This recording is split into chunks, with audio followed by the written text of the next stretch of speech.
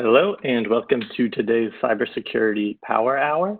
My name is Rick. I will be in the background answering any WebEx technical questions. We have a few housekeeping items before we get started. If you are experiencing any technical difficulties joining the WebEx session, please submit a question using the Q&A panel. During the presentation, all participants will remain in listen-only mode, and as a reminder, this event is being recorded for rebroadcast. We'll be holding a Q&A session at the conclusion of each of today's presentations. We encourage you to submit written questions at any time during the presentation using the Q&A panel at the bottom right of your screen. Please type your questions into the text field and hit send. Please keep the drop-down as all panelists. With that, we invite you to sit back, relax, and enjoy today's presentation. I would now like to introduce Bradford Rand, CEO of the Cybersecurity Summit. Bradford, you have the floor. Great. Thank you. Thank you, Rick. And thank you to all of the people that have registered today. This is our inaugural DC Metro edition of the Cybersecurity Summit Power Hour. We've got some great experts that we brought on to help you with best practices, current threat landscape, basically everything you need to know to handle our current crisis, where 70 to 90% of the workforce is working now at home. So without further ado, we're going to bring on Matt Chevreau. He's been with the U.S. Secret Service now for over 22 years. And let's get him on and he can do our security briefing. And then we're going to have immediate Q&A after him and after each expert. We will be closing with the Department of Homeland Security Division, the CISA division. We'll be also talking about the complementary tools that you can use immediately and help you really protect your enterprise. So without further ado, ladies and gentlemen, Matt Chevreau from the U.S. Secret Service. Thank you, Bradford, and good morning, everyone. And I want to say, again, another thank you to everyone at Cyber Summit USA for inviting me to participate in today's Power Hour. Again, my name is Matt Chevreau, and I head up our cyber outreach section within our criminal investigative division here at the Secret Service in Washington, D.C.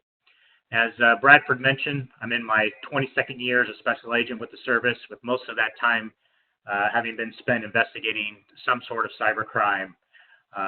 I actually started out in this cyber type investigative career as a computer forensic examiner in our Los Angeles field office. And most of that, pretty much 18 years of that has been of my career has been spent in some sort of cyber capacity. So today, as far as topics-wise, what I want to cover, we're going to focus primarily on what we at the Secret Service are seeing in the way of criminal cyber activity. I say criminal because the Secret Service mainly focuses on crimes targeting our financial infrastructure and those that are motivated by financial gain. As most of you may know, our colleagues over at the FBI, they have the expertise of matters involving nation-state actors, where their motivations lie mostly in causes such as intelligence gathering, espionage, cyber warfare, and so on. With the COVID-19 pandemic, there's been a significant uptick in criminal activity that we are seeing. I'll go over the COVID-19 themed schemes and scams that we're seeing the most. We'll also talk a little bit about some of the crimes that we were focusing on before the pandemic hit, but are still significant in what we're seeing threat-wise during this pandemic, and they will continue to plague us even after it. These are certain things such as business email compromise, ransomware. Another one I don't have up there is e-skimming. We'll talk a little bit about that. We'll then go into talking about some of the things you can do to defend against these threats. And then I'll share a little bit about information sharing, something we believe in heavily here at the Secret Service, and some of the resources that we can cover.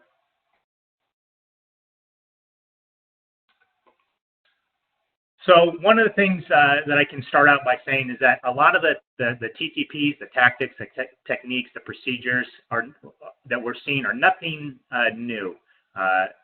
Basically, what's happening is we're just seeing an increase in how they're being used and how they're being tied into the COVID-19 pandemic.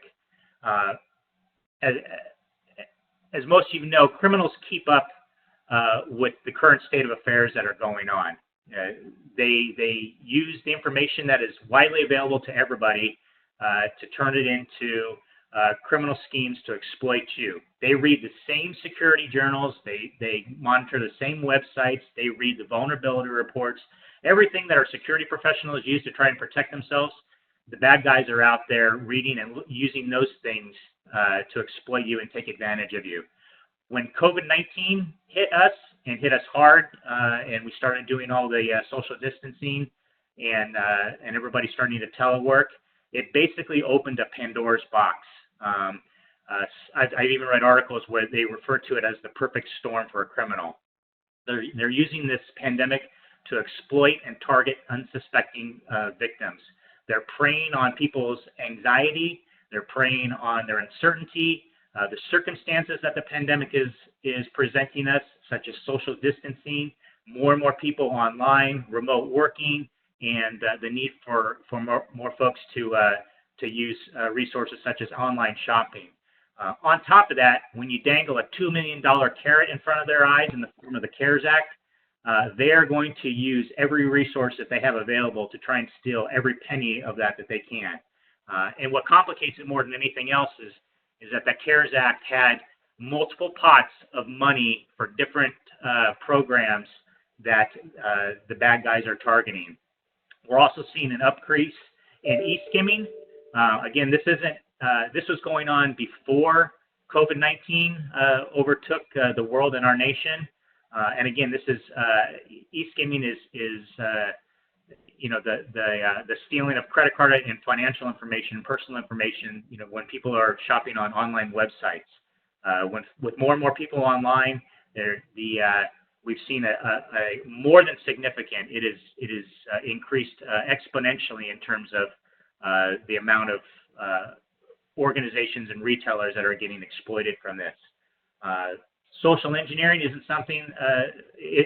Something that is also increasing in these times, and it's ever more important that folks be vigilant in recognizing it to avoid becoming an unsuspecting victim. And don't forget, everyone is a target. No entity is too small or too large to be exploited.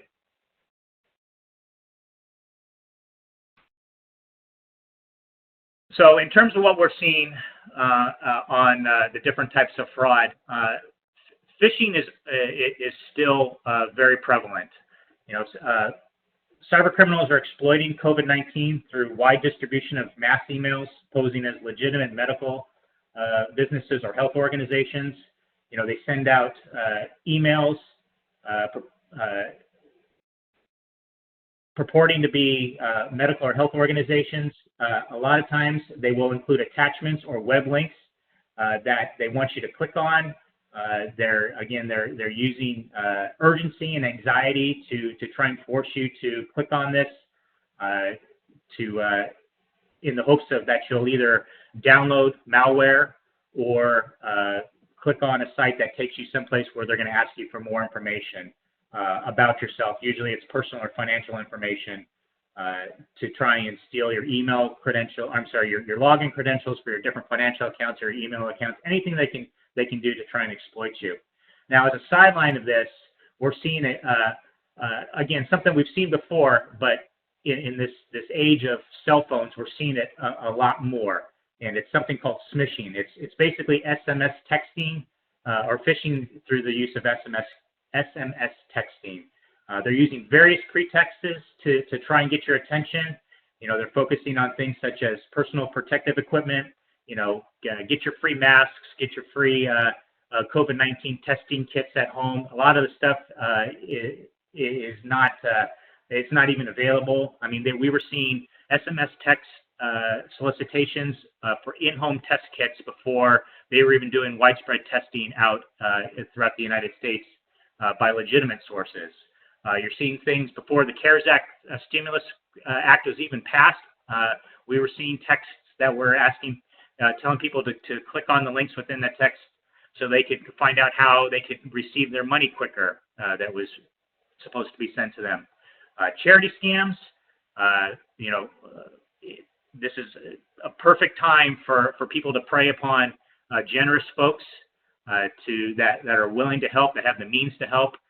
So the criminals are making fraudulent websites or pleas through text to send money, and they're using even legitimate-looking, website materials to get their point across.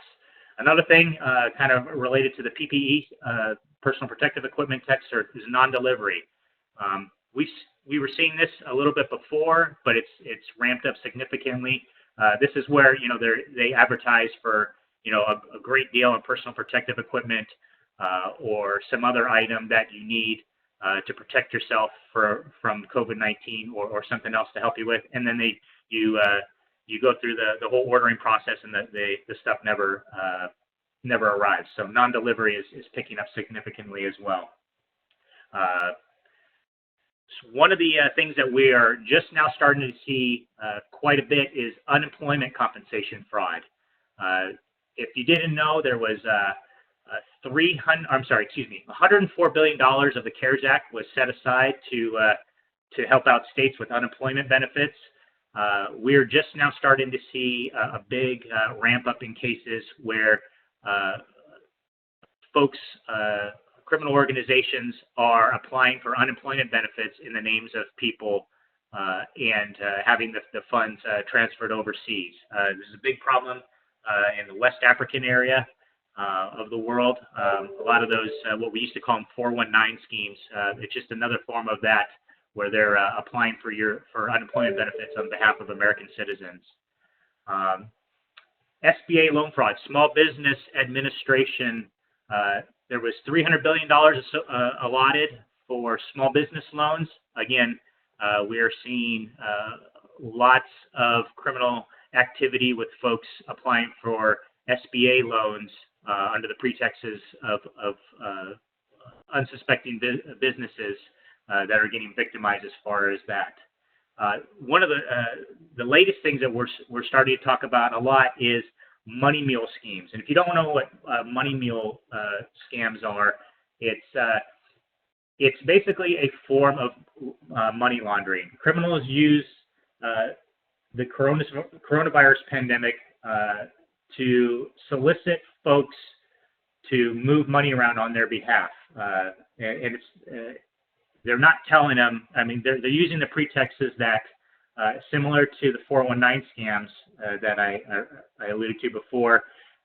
They just need somebody to help them start a business. They need a bank account that they can send some money to.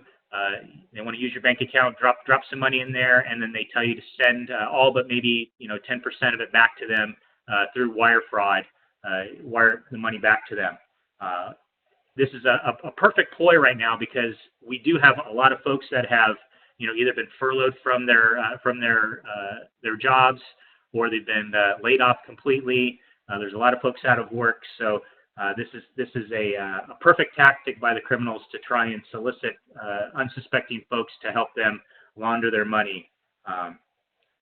Good word of warning: if it sounds really too good to be true, it probably is. So what we're telling people about that is never respond to an offer to earn quick and easy money. Never agree to receive and send money on behalf of others. Never share your bank account or personally identifiable information, your PII, with others. And never open a joint account with anyone other than close family. Those are just some of the things to keep you on the lookout as far as money mule scams are concerned.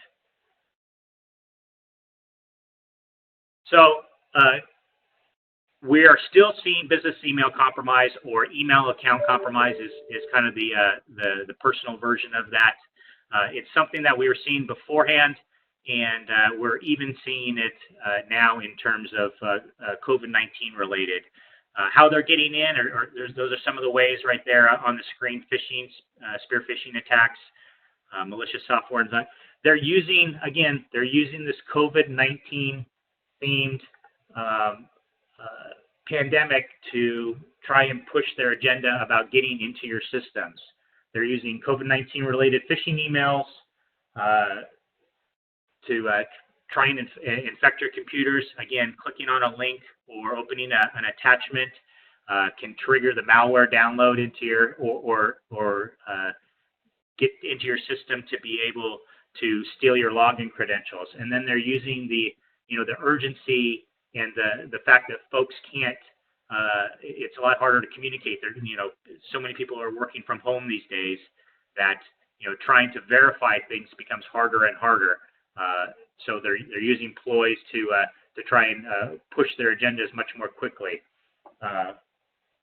There's a need for increased vigilance regarding this, particularly when it comes to organizations that deal in transferring money quite regularly.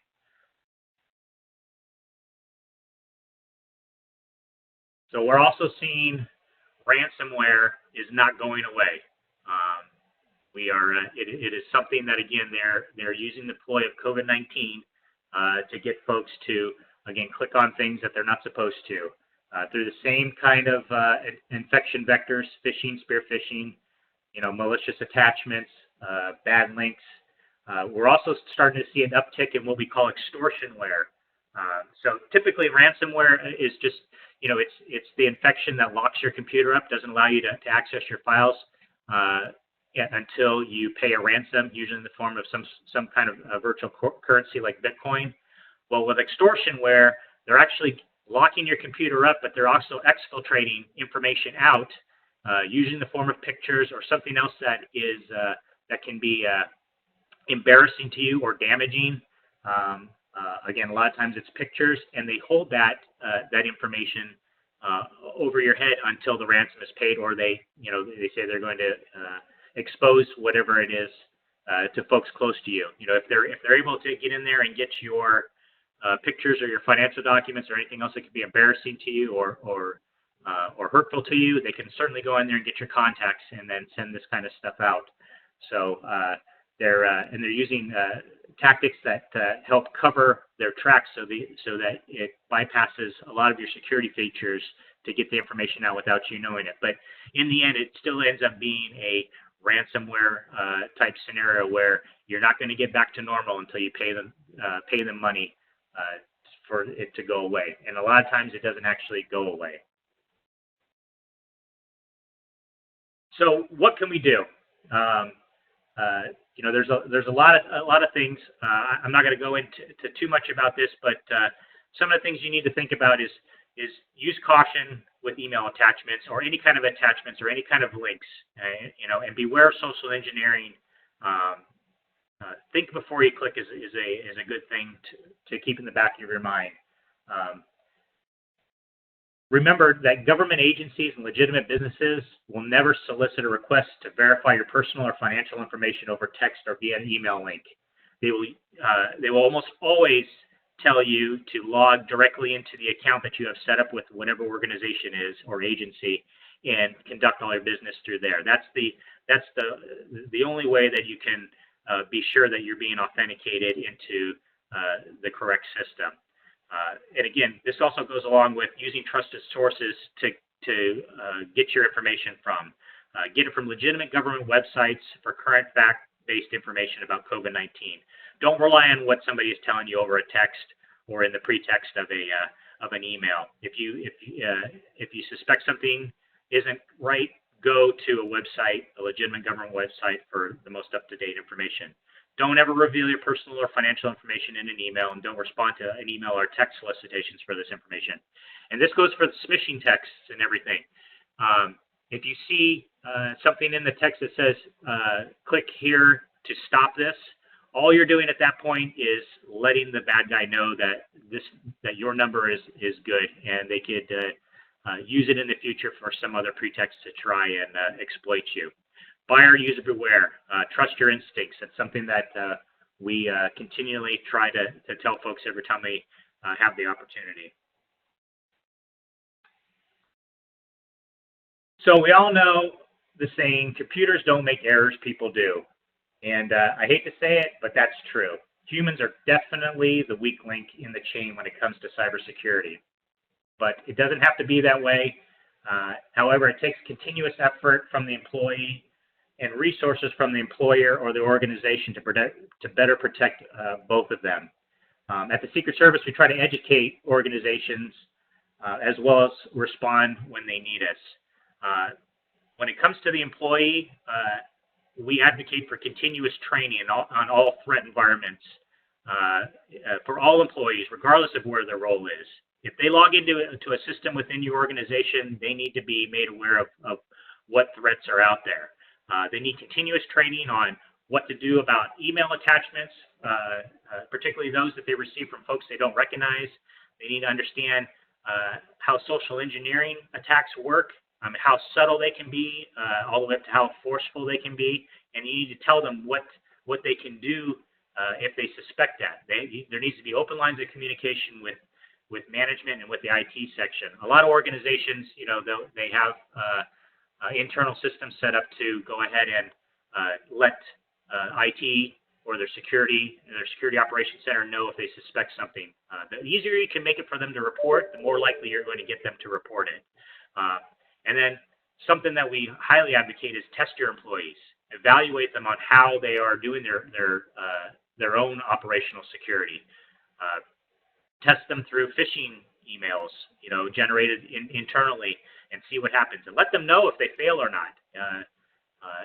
Not necessarily let them know individually, but let the organization know as a whole how well they did or didn't do, because it helps the employees take ownership in what's going on with cybersecurity.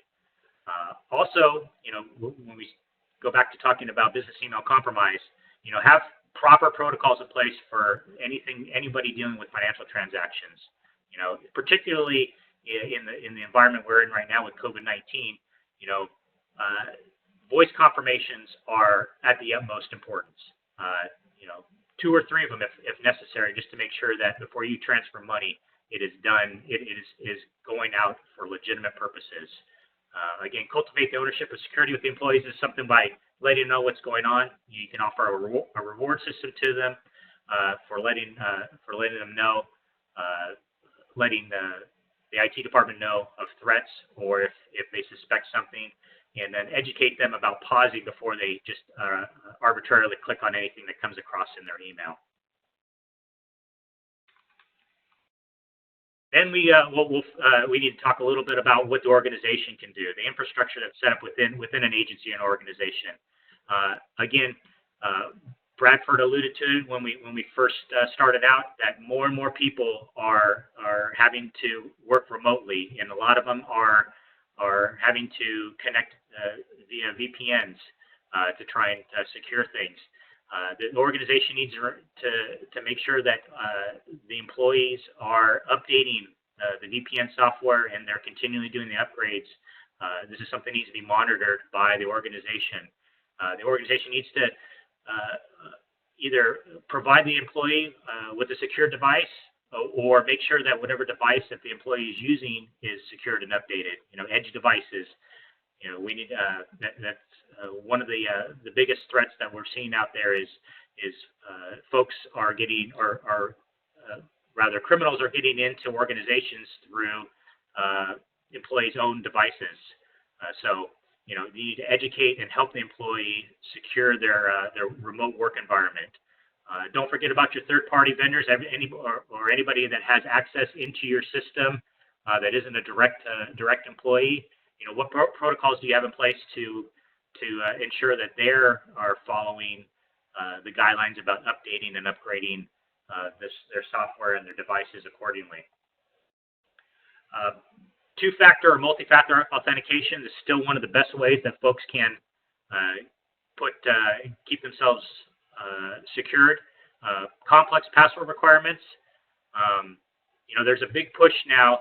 We used to say, change your passwords regularly, but there's a movement now that says maybe that's not the best thing because it's harder and harder for people to remember passwords if they change them too regularly.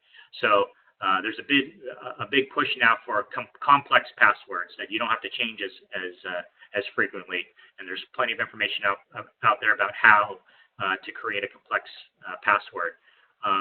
Network monitoring. you should always have an understanding of what your normal traffic is in and out of your network, at all hours of the day. When we go out to network intrusion investigations, a lot of times we see that the information that's being stolen from an organization is coming out at hours where they don't expect a lot of traffic to happen. So understanding a baseline of what your network traffic is of the utmost importance. Best way to protect yourself against ransomware is having proper backups in place. And these need to be offline, and they need to be checked regularly to make sure you're not backing up your systems with infected, that's already been infected with ransomware.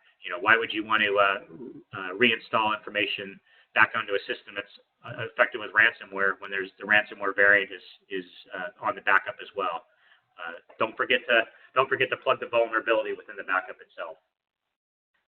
So as I start to round out things here, one of the best ways that the Secret Service can get out there and educate folks and then properly respond when we're needed is by us getting to know who's out there ahead of time, establishing relationships, information sharing about what's happening in the threat environment and what folks are doing to plug the holes, if you will. We have a worldwide network of 40 electronic crimes task forces right now. 38 of them are in the United States, based out of our field offices, and we have two of them overseas in Europe.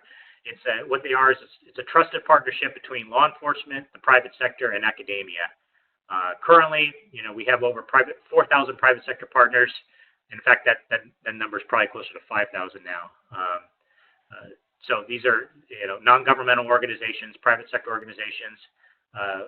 That on top of over 2,500 federal, state, and local law enforcement partners, and over 350 academic institutions, colleges, universities, educations of higher learning.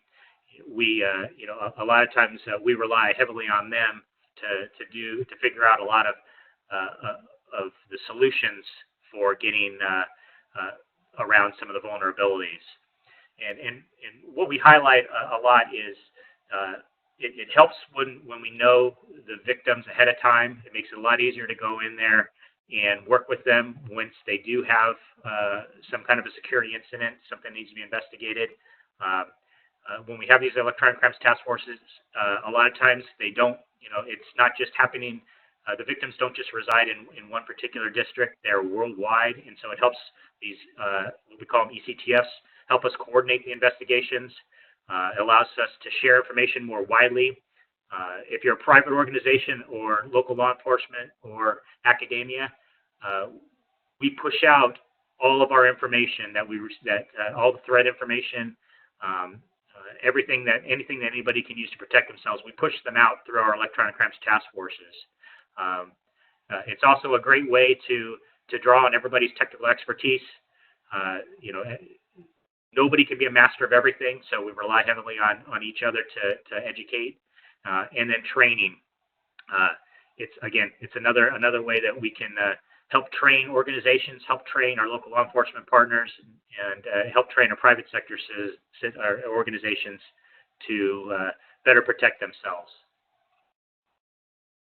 And then here are just some websites. Obviously, ours is up there. If you want more information regarding the Secret Service, it's also the way to find out where our ECTFs are and how you can become involved or a member of one of our ECTFs. Along with that, there's a couple links for DHS and CISA with some additional cybersecurity information within those links. And with that, I appreciate the time, and if there's any questions, I'd be happy to try to answer them for you. Okay. Thank you so much, Matt. Let's just see if there's any questions. Great. Getting a lot of nice comments. Excellent update. Brought up some good points.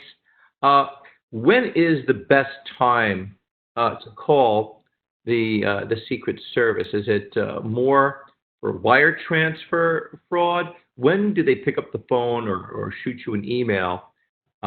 When when is that best time? Or is it the FBI or local law enforcement? All right. So there's two different questions there, and so I'm going to answer. I'll take the first one. So we advocate heavily on establishing relationships with law enforcement before something happens. Understand, it's a lot easier to ask questions, find out, what to expect. How is an investigation going to go? What are you going to need? A lot of that stuff can be done ahead of time. When you have already experienced a security incident, a data breach, a network intrusion, whatever you want to call it, a ransomware attack, your stress level for your organization is already through the roof. And that is, imagine then trying to bring in a law enforcement agency and not knowing anything what's going on. You're already going to be under so much stress just trying to deal with the incident itself, that inviting in a law enforcement organization at that point and trying to get the warm and fuzzies, if you will, from them and understand what's going to go on, that's the wrong time to try and get that kind of information. So there's going to be a big fear factor. Exactly. And you're going to be asked questions by, anybody and everybody above you, your C-suite, your CEO, your president, whatever your organization hierarchy is. They're going to ask questions of you that you're not going to know with relation to what's law enforcement want, what are they going to do, how can, your general counsel, that's going to be one of your biggest things. The more you can take care of getting some contacts, and this goes into your second question, who do you call? Right. Have contacts for everybody: Secret Service, FBI, DHS, local law enforcement. If you deal with a state or local municipality, you're almost always going to be required to call your local state police or whatever local law enforcement agency is affiliated with you. And a lot of times they're going to have contacts with the federal organizations. But the one thing that I want you to take away with outside of that is, don't worry about which is the proper law enforcement organization to call. Just call somebody. The law enforcement agencies themselves will figure out who you need to be talking with. We each have our own expertise, things that we specialize in. If you call me about a potential nation-state actor, I'm going to rightfully connect you with an FBI office, because they have the expertise in that. That's what they do all the time. If there's some other crime that I shouldn't be investigating, I'm not going to waste your time. I'm going to get you over to who you need to be talking with, and set you on your way from there. Let us figure it out in terms of time is always of the essence. The sooner you report it, the sooner you guys can stop it. And that's an excellent point, and that's something I didn't touch on. I could talk about this stuff, not for 30 minutes, but for probably 3 hours. Is remember, for us to be able to help you, most of the evidence that we're dealing with is in digital format. Some of it lies on your system, some of it is out in the web, through ISPs or telecoms. A lot of these things go overseas. So just remember that the more that you delay in getting law enforcement involved, the more likely that we're going to lose out on valuable evidence, because we have to go get it from somebody else, not just from you. And even within your own environment, some of it may not be available if you wait too long. Gotcha. We have one final question. It says, hi, I'm a cybersecurity analyst for the Washington Metro. As part of the incident response team, I investigate phishing emails. Currently, we are seeing a trend where threat actors are using a CAPTCHA on malicious links. Have you seen this trend? Not directly, but it does not surprise me. I mean, as security protocols are instituted, the threat actors are adapting to them. It does not surprise me. I haven't personally, been involved in anything directly related to that, but it doesn't surprise me whatsoever. It just makes it that much more difficult for somebody to verify that they're dealing with somebody legitimately.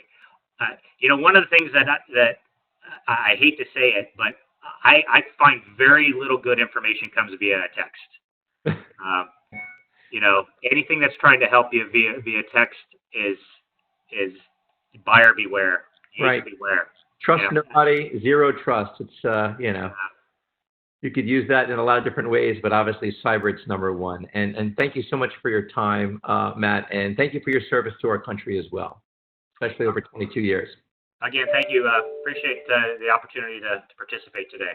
You got it. We hope to see you in the future. Thank you so much. Bye-bye. And with that being said, we're going to bring on our next set of experts. We've got Julian Martin and Jeff Miller from Mimecast and Arctic Wolf, who will also be addressing email security and a plethora of other hot topics relating to today's COVID crisis, or this time period's COVID crisis, and hopefully it'll be over soon. Jeff, Jules, are you there? Yes. Indeed. Good morning. Wonderful. I shall give you guys the floor. Thank you guys so much for joining us again. Thank you. Appreciate it. Thanks everybody for joining today. A lot of good points made on email. I was scratching down a bunch of notes on my notepad here. So I'm gonna go a little off script just to follow up on what Matt was saying. But roughly, this is what we'll talk about over the next couple minutes, Jules and myself. But yeah, email remains the wide open door. We all have web and email as the two most prevalent workflows in any organization doing any kind of business for or not for profit. So, the hackers know you're going to have that open on your firewall. Web and email is just how we get stuff done. So, of course, it makes sense that the criminals are going to use your wide open door to hack you. So, anyway, this is what we'll talk about today. Again, thanks for everybody for joining. So, just kind of a history on how we got to this rampant point where email is just, being weaponized. We'll talk through some stats here. Roughly a third of breaches involve phishing. I think that comes as no surprise. That's based on the 2019 Verizon Data Breach Investigations report. A lot of them financially motivated. Obviously, we heard from the Secret Service. And how, what are the vectors? Well, it's email attachments, it's email links. We're finding, or Verizon is finding, that in actual data breaches, meaning information was stolen and removed from a network, email is involved in 94% of those cases. So again, these are the wide open doors we have, allowing the bad guys in. So what do we do is the question that Jules and I will endeavor to answer. A little bit about how we got here. Phishing is something that we take for granted as a Webster dictionary term, and it's actually a term that was coined by AOL in 1996. So I remember growing up as a kid, there was no phishing. That wasn't it was something you did in a pond. Kind of the security of email has matured. It started with blacklists, right? People would share, hey, this is a bad email server. It's doing bad things. And so Paul Vixie created what was known as a blacklist, right? That was in the early days. And then we probably remember the I love you, most famous, most prevalent worm that spread very quickly via email. It was using a Visual Basic script. And then, of course, companies like Mimecast, and we have Jules on here, he'll jump in a minute here, that were they saw that this was becoming an issue and basically were formed to combat these threats. I think if you were to poll, I know we don't have polling on this, but if we did have a poll on this presentation, how many people are using Gmail and or Office 365, we'd probably be at like 95% or 100%. So we're all using cloud-based email. It's a lot of times Gmail or Office 365. So companies like Arctic Wolf Networks, which I'm representing today, have basically said, okay, we've got good companies out there protecting, but stuff's still getting in somehow, some way, some shape, some form, whether it's running a malicious word attachment through multiple encoders so that it evades signature detection, or whether it's other tricky things that people are doing. Arctic Wolf exists to catch whatever gets through, and to detect and respond on it. I think I saw a statistic, something like over a third of the world population will be on Office 365 coming up here in a couple of years. So it's just amazing that the use of email is becoming so entrenched, and so that's why it's important to have protections in place. And I'll kick it over to you for a minute, Jules. Okay, thanks very much indeed. And I can go through these stats, but the important thing to remember, as Matt said in his first presentation, it's increasing all the time. This is an arms race, and we're seeing a huge amount capitalize, as Matt said, on this quite unique situation where we're all looking for information regarding COVID-19, the coronavirus pandemic. And we've got a report which you can request from Bradford, if you wish. It's the first 100 days of COVID. It's where it covers the things that Matt talked about in his section.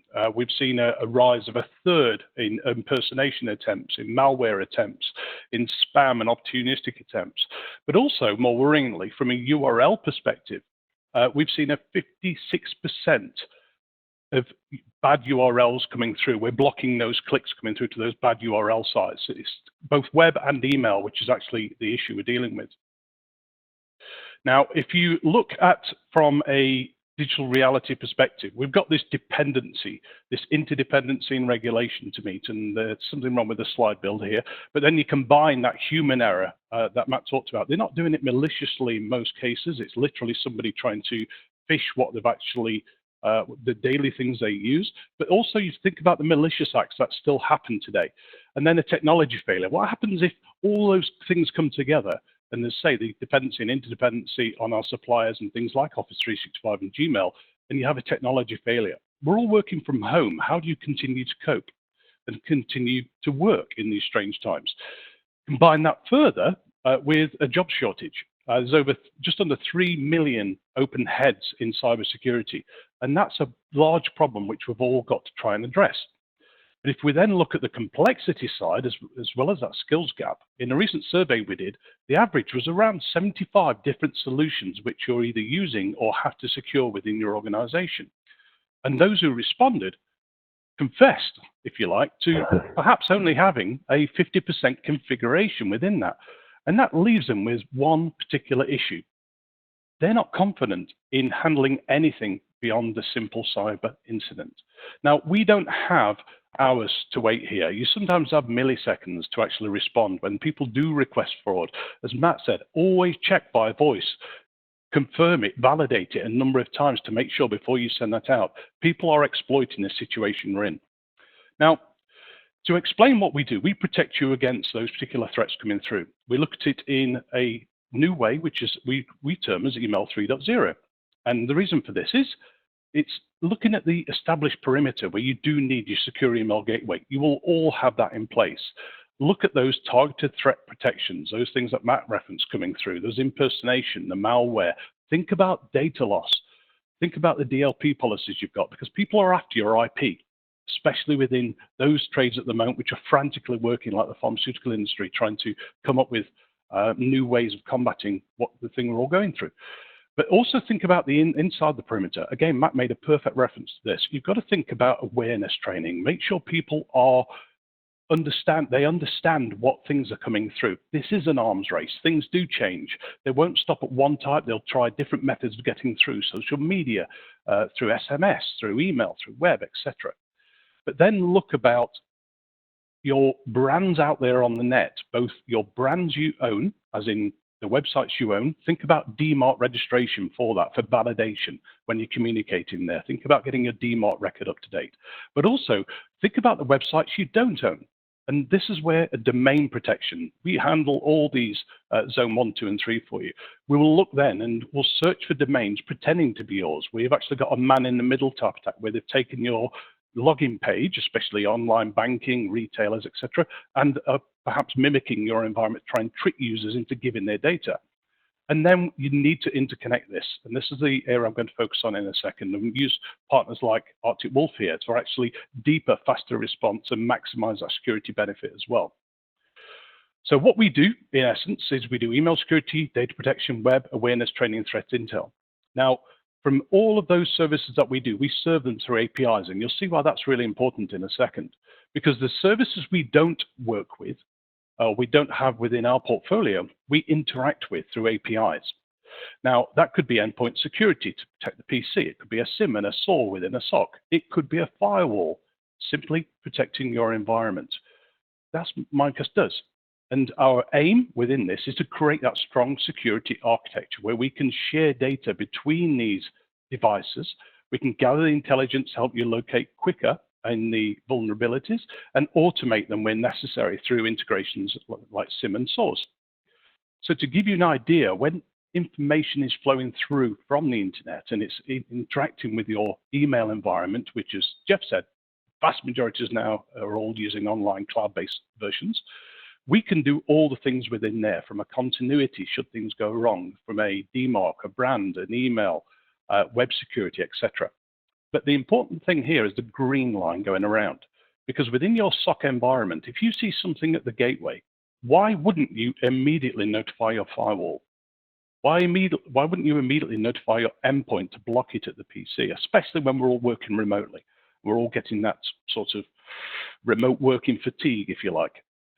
When it comes down to your SIM and your SOAR for logging and analytics, put that data immediately in that environment when you see that, and help remediate and automate through playbooks that fix, if you like, within your organization, then log it under an ITSM like, say, ServiceNow.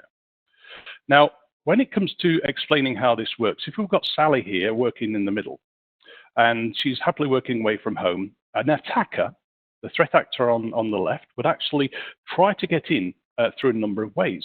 Mimecast will do a great job of blocking both email and web traffic. We'll train people, we'll look at the brand exploit, the DMARC record, etc. But the user doesn't stop there. As Matt made reference, they'll try different ways of getting in. They'll target your firewall. They'll look at other ways, other entry points. They're not trying to break down the walls. They're trying to find an open window into your organization. So if you don't have these communicating, and you don't have an integrated environment where, as a secure web and email gateway, we will actually notify your firewall, your SIM, your SOAR, your endpoint, you're leaving yourself exposed. And that's really what I want to leave you with today is think about what you're doing from your current security stance, and then look to these vendors out there that can actually help you integrate it all together to bring it into one seamless defense mechanism. Back to you, Jeff. Thanks, Jules. Good work. So we're still getting hacked. Let's face it. We're not on this call because nobody's getting hacked.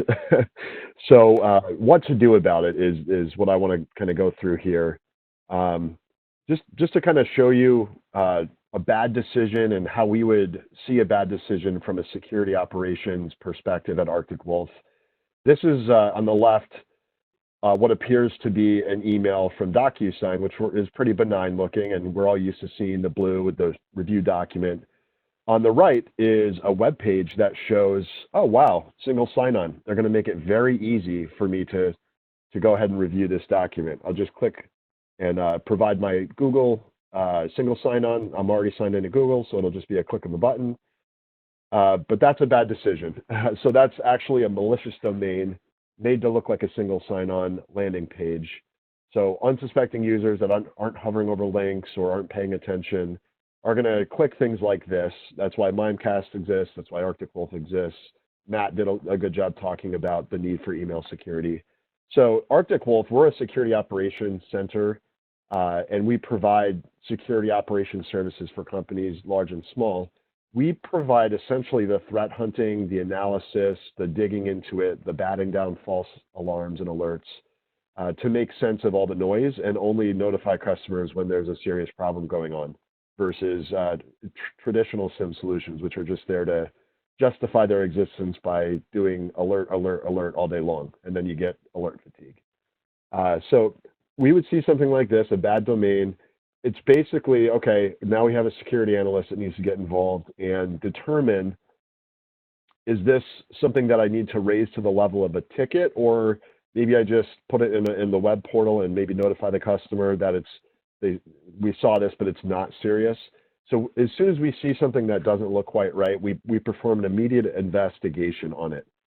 And so that investigation, it's human-led, it's not AI, it's not machine learning. I think one of the big issues with cybersecurity posture these days is thinking that it's throwing more wrenches at the problem is going to solve it.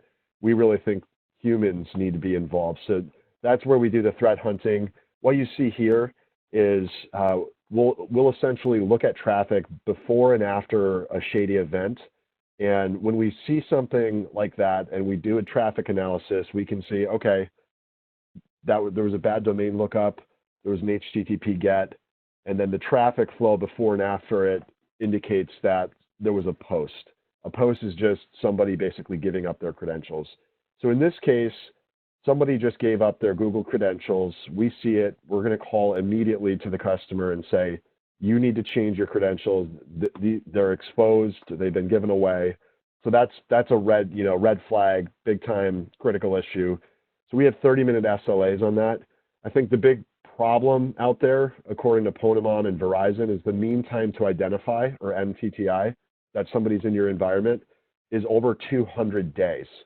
So think about the amount of damage done or data stolen if it takes you 200 days just to identify, not even contain, just identify that somebody's in.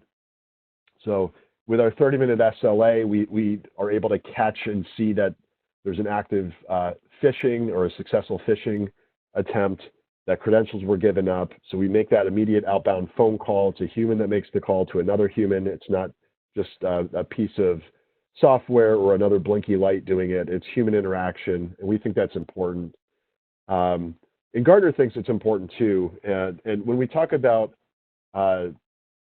security, Gartner uses this term, the dissolving perimeter. I think Jules mentioned, we're all kind of getting cabin fever here with COVID, but we definitely have a dissolving perimeter. Mm-hmm. And we think that that's going to continue to be the case as the C-suite is going to allow certain employees to stay working from home. So there needs to be what Gartner calls a continuous adaptive, or CARTA, approach to email security. And this guide is available. If you Google Gartner Market Guide to Email Security, they do a really good job talking about prediction, prevention, detection, and response. And between Mimecast and Arctic Wolf, we really help fill out this CARTA approach to protecting email workflow. For those of you not familiar with security operations centers, it's essentially ingesting logs and alerts. And where I think traditional solutions fail is that they require everything to be basically within the corporate firewall. And again, with the dissolving perimeter, if you don't have a strong agent story, if you don't have an agent installed on devices that people are using as they work from home, if you're not plugging into the things that Jules talked about, which is the cloud email that's so prevalent these days, or the Cisco umbrella, Azure, AWS, if you don't have those other two pieces with an agent delivering telemetry, who's logged in, what's running, what's installed, what vulnerabilities are present. If you're missing the agent and the cloud piece, you're only looking at 1/3 of the puzzle. So traditional SIEM is really on the bottom left here, and that's good and that's okay. You need it, but you need all three, especially as the perimeter doesn't look like it's going to come back anytime soon.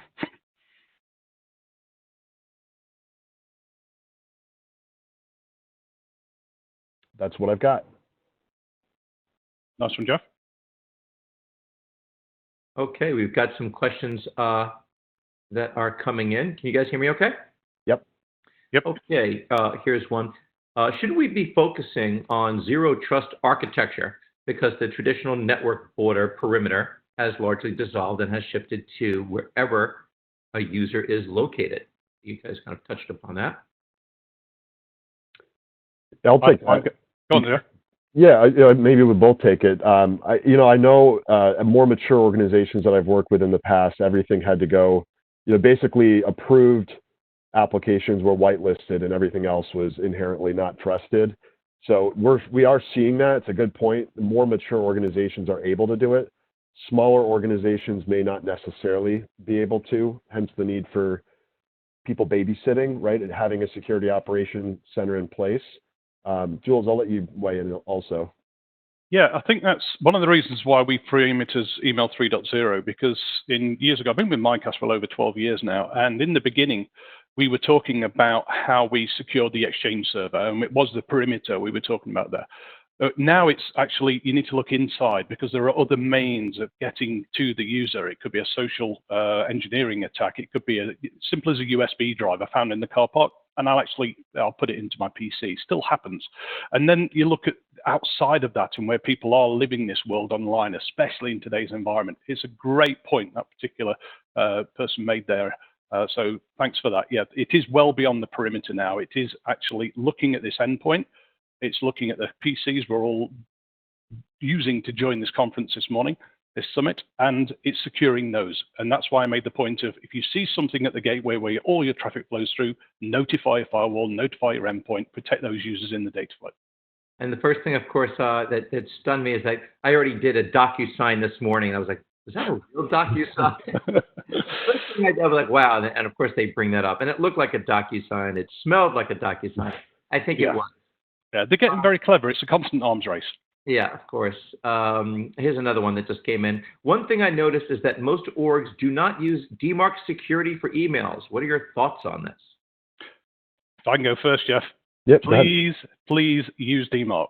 It's the most secure way of validating server to server from those environments you own, but also think about combining it with a service similar to what we do, with looking at those servers you don't have control over. You should be scanning for those people pretending to be you that are duping your customers, your colleagues, your workforce, etc. So DMARC is about a third adoption, Jeff, you would say? Yeah, I would say an SPF as well. Do both. You know, it doesn't cost you $1 to put in an entry into DNS to say this is a trusted mail server. So why not just do it? I mean, you could have it done by dinner time tonight. Sure. Here's another one that just came in. They were obviously very impressed. They said, do you guys offer any white papers that detail more on best practices? Did they find that on your website? Did they just, they can contact you? Yep, please. The address you'll be giving out, I think, Bradford, is going to be Kayla Keefe. It's Keefe, K-E-E-F-E, at Mimecast.com. Let Kayla know. We can send you the first 100 days of coronavirus, of what COVID-19 epidemic, what you need to look out for, and also white papers on best practice, as well as videos for your training your workforce as well. Great. We have 2 more questions. Nancy and Rick, if you can hear me, let's go ahead and share that on the chat room, that email database, please. That email, excuse me, that where we have over 335 people would probably like to take a look at that report, including myself. Here's another one. I'm worried about changing my email security provider at this time. What can Mimecast do to ensure 100% flow? Is there going to be any interruption? Is there any downtime? Yep. Great question. Now is the time to do this. We're all outside of our normal working environment. We do have that sort of work from home fatigue setting in. People may be slightly more susceptible to click on a link where they wouldn't. Now is the time you have to review what you've got from an email security perspective. We're used to this. We're professionals at it. We've got over 40,000 organizations with tens of millions of users already onboarded onto Mimecast. We won't move you over and switch you over in an instant. It is a timed, very much practiced approach. But also during that, you'll interact with humans. So we'll look at the email flow coming in, and then we'll check that first, and then we'll work on your outbound. We're used to doing this for professionals. At this moment in time, actually, we're moving one of the world's largest pharmaceuticals over to Mimecast with tens and tens of thousands of users because they just need to strengthen their environment. Now is the time to review it. We will also, once you're on Mimecast, offer, as I made reference to just quickly earlier on, 100% continuity financially backed SLA, so we'll keep you up even though Office 365 goes down. Again, vitally important for the remote workforce. Gotcha. Okay, and we've got one other. Someone uses Microsoft. Doesn't Microsoft provide enough security, and how do you guys differ?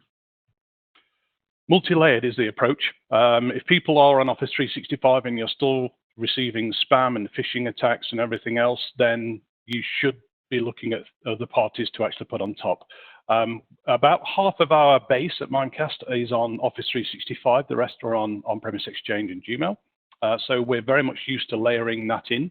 And it's really about that multi-layered approach. And we can give you the stats behind that. Again, same contact information. If you want the sort of report, we'll show you the things which Microsoft missed within the customers we've helped as well. So yeah, it's a multi-layered approach. Wouldn't you agree, Jeff? Absolutely. Okay. All right. Great. And we are going to now share that right to all participants. Wonderful. Okay. So my team has just shared that because we're getting many requests for all those people that are on the chat. There's quite a few of you. Keefe at Mimecast.com. You guys have it all in the chat box. And if you are on with us, you certainly will see that email. You could certainly request it, get that great report. I know I'm going to certainly take a look at it myself so I can stay up on the times. And I thank you both for joining us. This was wonderful. Thank you. Thanks so much indeed. Good to see you again, Bradford. Thank you, team. You take care. Cheers, Jeff. Bring on our next expert, and let's bring them on from a wonderful company, Checkpoint. Avi, can you hear us? Yes, I can. Can you hear me? Oh, yeah, you were there, and we see you. You're looking good. Okay, we are going to roll with Checkpoint, and they're going to talk about security being transformed and touch upon what's going on during these unpredictable times. Thank you, Avi, for joining us. Thank you very much, Bradford, for having me here. With permission, what I'm going to do is take a look, hopefully, at where things end up post-COVID, although it's probably more appropriate to refer to it as during COVID, since this will be with us for some time. And starting out with some interesting predictions that we see from the World Economic Forum, some of the top 10 information technology trends that they are expecting to be relevant once things hopefully do start to settle down. And when we consider these and kind of go over them, some of them clearly seem very obvious, like telehealth, and others are things that we've had actually going on with us for some time. And certainly the reasons for why we're considering things like online shopping and contactless payments, remote work, are very obvious. There are also some broader or, let's say, overall infrastructure changes that will become even critically more important. And there was a fascinating article yesterday in the New York Times called "The City Locks Down to Fight Coronavirus, but Robots Come and Go." And it was about the British town Milton Keynes. And they talked specifically about how, as people are locked in their homes, how companies that do operate within the robotics or in the artificial intelligence space have provided very valuable services. But at the same time, there, of course, is some of the broader structural implications that start to take place as we start transitioning into this kind of a world. And certainly, the Starship robot, the company that manufactures that, gets a little bit of kudos for the very cinematic view and profile that they have for the robots rolling down the town. And indeed, when we think about what some of these specific predictions are, they all align to trends that have been in place for some time now, which tends to be the case anyway. When there are global catastrophes, crises, major upheavals, what normally ends up happening is that trends that were in place prior only accelerate. And some of the predictions also that came out today with some of the unemployment figures, researchers and academics are starting to look to the very real possibility that the tens of millions of jobs lost here in the United States might never come back. And a part of that has very much to do with some of the changes that the World Economic Forum is identifying. When there are robots in a factory, there are far less people there, and certainly there's no need to worry about social distancing among robots. When doctors are not going into their doctor's offices because they're consulting through telehealth, there will be major changes within hospitals.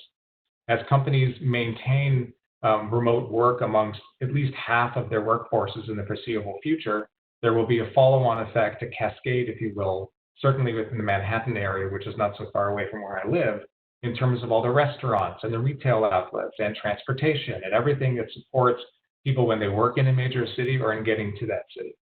And so when we consider about these broader trends, there certainly are security implications that start to come to mind. And prior to COVID-19, cybersecurity was already a top 5 global concern. Last year's World Economic Forum Global Risk Report had the broader topic of cybersecurity very high. And then when we consider looking even further, now where we are today, the overall threats, as we've heard during this discussion already, specifically focused on the cyber elements of a COVID world, those were already starting to pick up back as early as January. And in the research that we conducted, we saw that there was an immediate pickup in domains that were registered in a malicious way associated with coronavirus activities. And that's something that has in no way died down, and we certainly heard that from the Secret Service earlier today. So in light of that, we have to start considering what the cybersecurity landscape will look like post-COVID-19, and I think we can all kind of say with a level of confidence that it's not going to get easier. It likely will, in fact, only get harder. which leads, of course, to the question of why. And for many of us who have been in the cybersecurity space for a long time, I've been doing this since 1997, there's a level of frustration that many of us potentially feel, which is there still remains a detection-oriented mentality, and that continues to impact us. We heard some great guidance from Mark DeWolf prior about how it is now possible to use intelligence to lead to automatic changes taking place in firewall and other network security equipment automatically to block things. And that certainly is something that we need to consider. What also leads to challenges is that when we talk to companies all over the world, what they tell us is that many remain behind the threat actors who are trying to target them. And many within the broader IT community are very familiar with the full range of cybersecurity protections, but when it comes time to implementing the most advanced protections, they sometimes find themselves either resource strapped, budgetarily strapped, or with just so many broader set of projects that they have going on that they're not necessarily able to get to the things that are important to them. And then making this even harder is the overall complexity. It seems like forever ago that RSA took place in San Francisco. When we think about the number of companies that continue to participate in conferences like RSA, the amount of venture capital funding that goes into this space, the number of startups and amazing innovation that takes place becomes this nearly impossible scope of security technologies and vendors that companies have to implement. And when we consider that against the incredible increase in threat actors and threat types and the quantity of attacks that take place in a given day, we have among security professionals a quandary of there are far too many attacks that we have to consider, and there are far too many protections that we have to somehow find a way to coordinate. And this leads to a self-induced complexity problem that further contributes to our inability to get our hands wrapped around a very taxing cybersecurity situation. And now we're going to start moving to cloud. And key to many of the trends that we saw prior from the World Economic Forum is cloud. In order for robots to know where they're going, they're communicating to cloud. In order for teleworking to take place, companies are going to have to give employees access to cloud-based services. In order for online commerce truly to take place at scale and for the logistics companies that support it, cloud is required in order to coordinate within a far more diverse supply chain.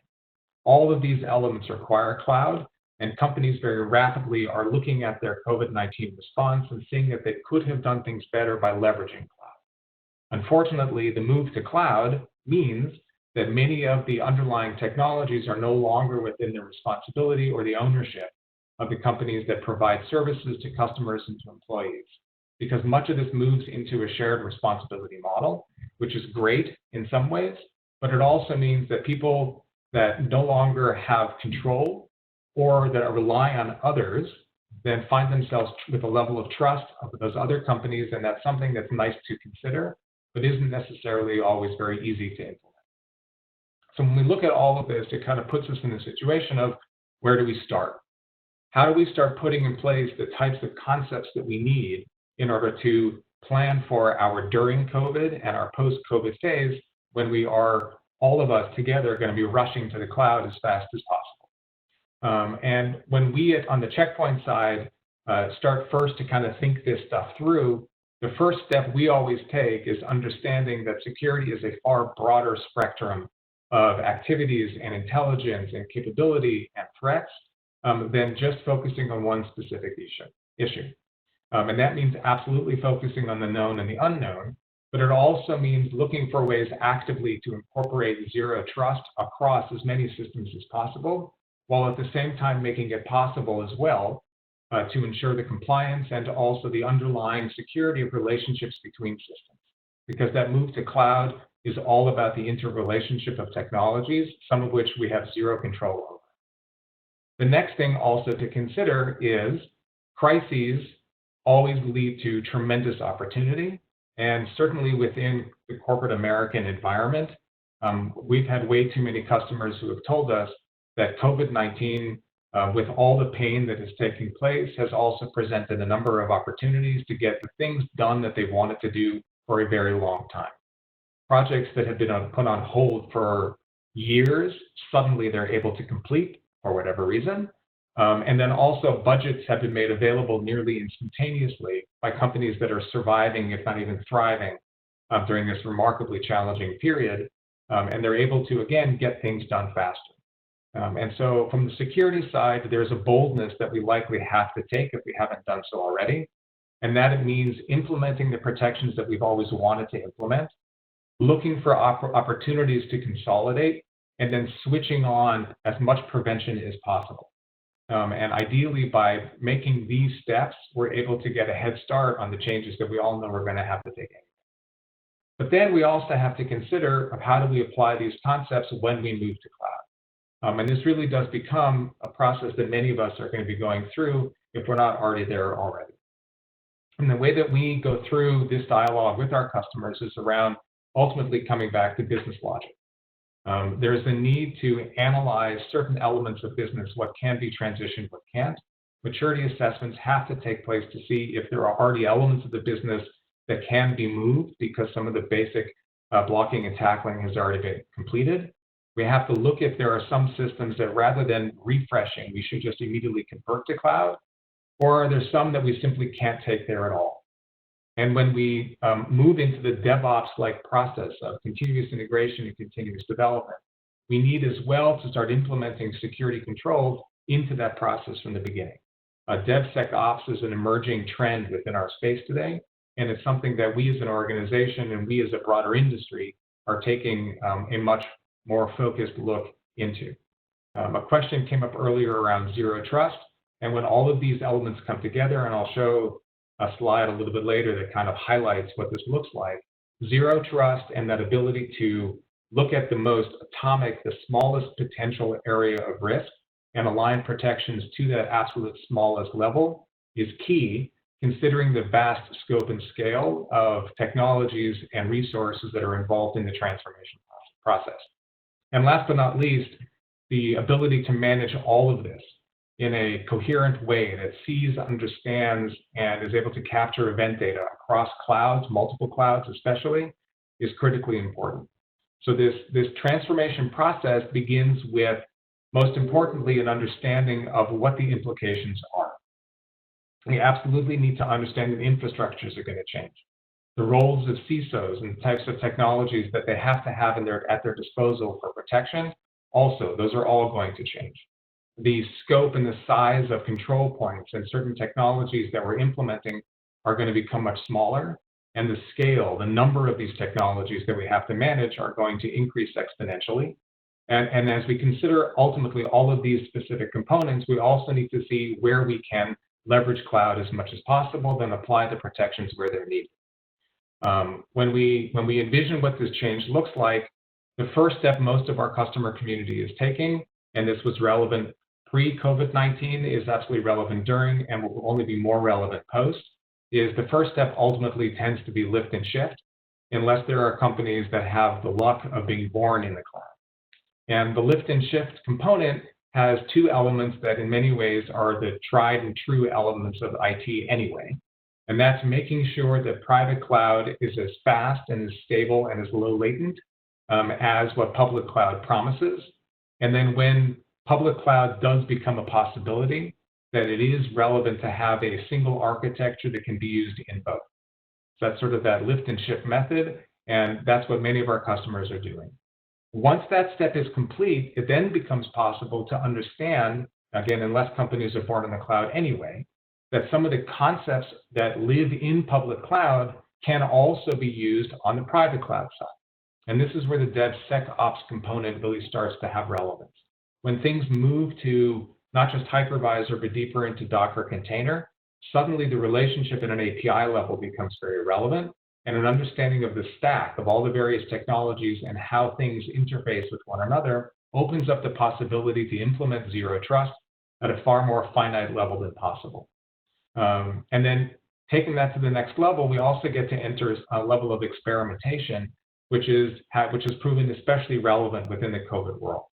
And so not having to rely on the hairpin to send employees deep into the data center in order to make their way back out to the internet. The ability to leverage cloud-based security services and not only rely on physical hardware that's very difficult to touch when people can't get into the office. these become enabling tools for us to put in place the type of technologies and the type of applications and services, both internally and to our customers, that we've always wanted, including software as a service and things like Office 365, but even broader than that. If we're thinking in terms of supply chain and building hooks between our distribution partners and our suppliers, and positioning inventory management systems that interface directly into e-commerce platforms, all of that when shifting to cloud and enabling a business-to-business hook that doesn't require a lot of hardware and can instead leverage API with security interfaced into API, that all becomes something very powerful that we are all looking at as aggressively as possible. And then kind of the final place where this all reaches is when cloud suddenly becomes the design model for absolutely everything. That which is owned within private data centers, that which is owned within remaining on-premise technology sets or co-location facilities, and also a broad brush view of all the different areas in which technology expands and all the ways in which people and systems and partners and underlying technologies and applications interface.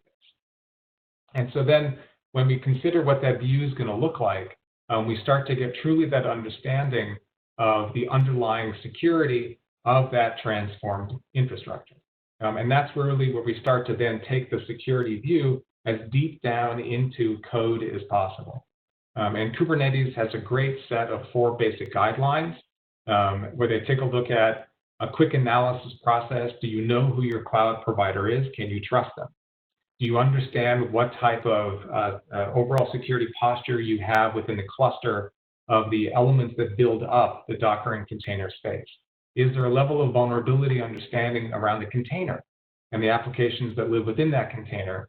And finally, is the code itself secure? And by considering then that minute level, we've gone from kind of the broader architecture and the bigger infrastructure level, and then diving deeper into what the kernel of all of this process looks like, then becomes that next transition. And it's that full architecture view that suddenly starts to come into view.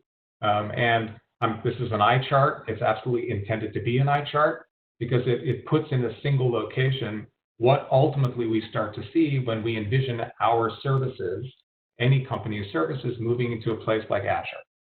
There's a management layer that interfaces within the various public clouds that might be communicating, and then deeper into connections from cloud into internet. There are protections that we have to put in place that live within the various segments of those connections. And then as we go deeper into the applications itself, we also need to start putting protections into all those very small levels. And that's where we see in operating in a Docker container, and things eventually flow into transport, and then they make their way back into systems and into corporate control. And so what this post-COVID-19 world is going to look like, for those who worry about blinking lights and for worry about passing packets and APIs and interface and transactions between systems, it's in many ways, ideally, what I'm kind of showing on the slide. It's an interrelationship between security technologies. It's an interrelationship between those security technologies and multiple third-party systems. And it's an awareness that a lot of those systems are entirely out of our control, which puts then the onus on us to make sure that we have a single and shared security policy that can wrap its arms around this entire scheme. And so then when we look to implement all of this, ultimately it comes down to, can I put in place a network level view that is both a physical network and also virtual stack that understands the same policy as it's applied to multiple cloud providers, since the vast majority of us are never going to standardize on one vendor. We're going to use lots of different public cloud partners wherever they might be. It might be as a part of a SaaS infrastructure. It might be a IaaS, an infrastructure as a service, or we might decide just to sell our entire data center to somebody else.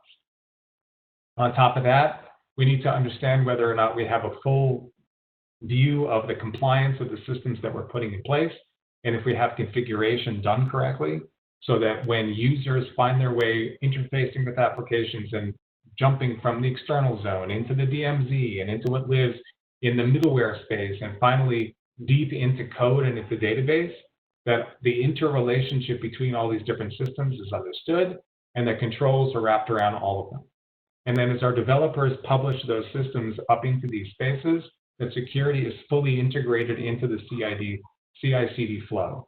This pipeline view of interface and of application is critical, and our security controls need to be interfaced within.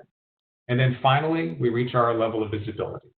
We have to make sure that we're looking at threats across everything, that we're able to translate those threats into actionable intelligence, and that that information ultimately changes automatically the profile that we've put in place.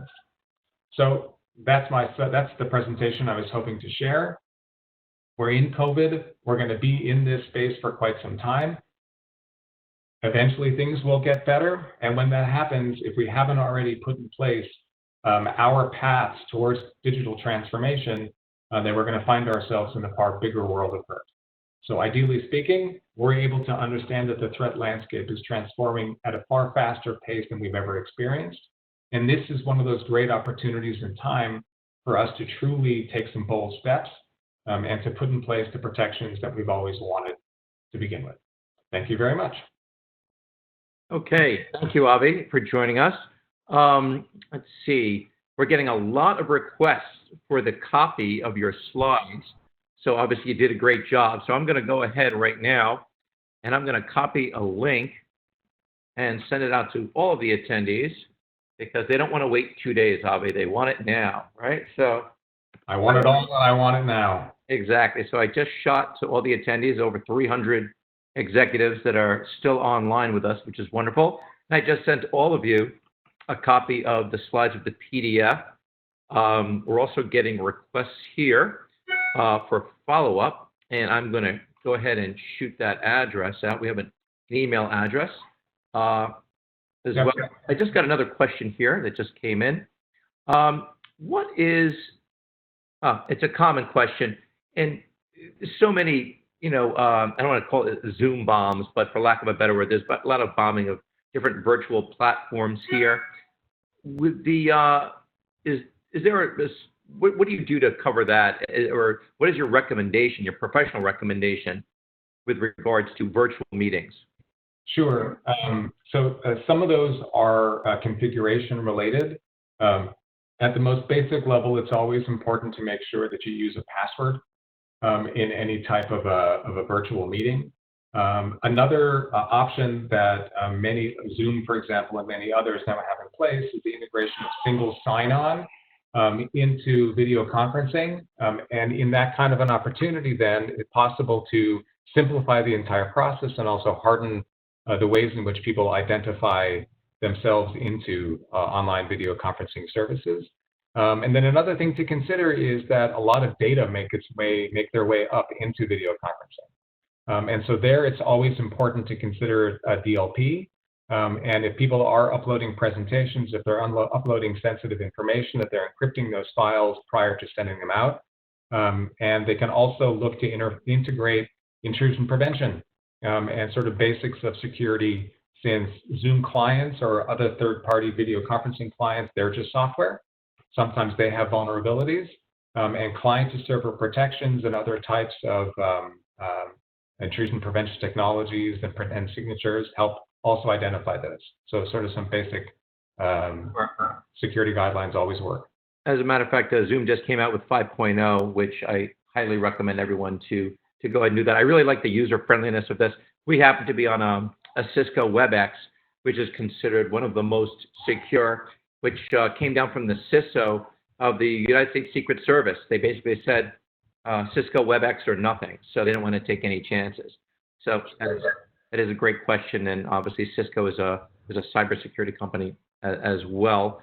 And we're going to put up a survey as well. And for those people that fill out the survey, especially from this checkpoint presentation, you will be, I guess, getting into a raffle, which is really, really nice. Avi, thank you so much for your time. I really do appreciate it. Got a great company there for many, many years, certainly a leader in the space. And we look forward to having you present in the future. Great. Thank you very much. You got it. Take care. And we are going to get ready for our final presentation. And our final presentation is, of course, from the Department of Homeland Security. The division is CISA, which, of course, Franco Cappa will go do a deeper dive into. The DHS and CISA have been presenting at many of our live cybersecurity summits, and I surely wish them to return soon. Hopefully it's a few months, maybe it'll be next year. But we always love having DHS and CISA on board because they have a plethora of tools, which Franco is going to go over, and he is one of the top advisors over there. So without further delay, this is our final presentation.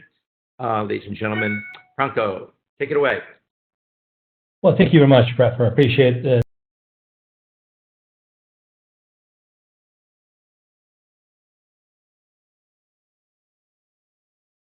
Much. All right, thank you, all of you, for joining us. If you've been with us the entire time, you have earned your CPE credit. We will be emailing that to you within a few days. Most of the slides will be uploaded on Cyber Summit USA. And next month, we will have a whole new set of speakers with some great topics.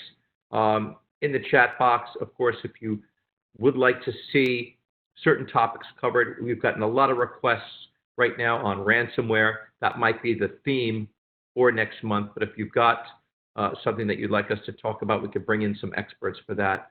Until we have live cybersecurity summits, we're going to be bringing you these power hours in every region of the country on a monthly basis. So certainly tune back to join us next month for a new set of experts. Thank you again for joining us, and we will see you virtually next month. Bye-bye.